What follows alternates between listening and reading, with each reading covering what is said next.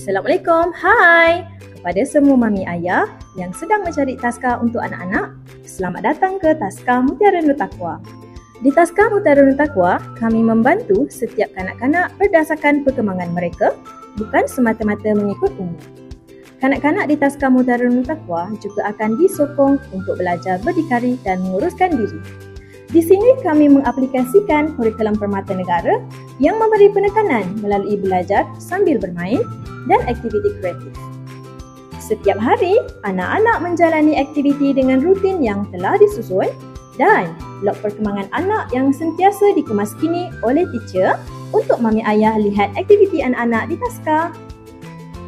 Teacher kami terdiri daripada tenaga pengajar yang terlatih dan berkelayakan, terutamanya dalam pendidikan awal kanak-kanak.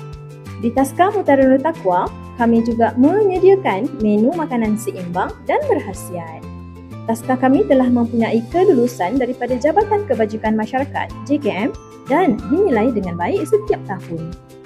Ini telah membuktikan komitmen kami terhadap kualiti, keselamatan dan kebajikan anak-anak yang dijaga. Kini, kami beroperasi di dua cawangan utama iaitu di Taman Kota Masai dan Taman Bukit Dahlia. Kedua-duanya dilengkapi kemudahan selesa dan persekitaran yang mesra kanak-kanak. Pada yang berminat, jom daftarkan anak anda sekarang di Taska Mutiara Nur Taqwa sebelum slot pendaftaran bagi sesi tahun baru penuh.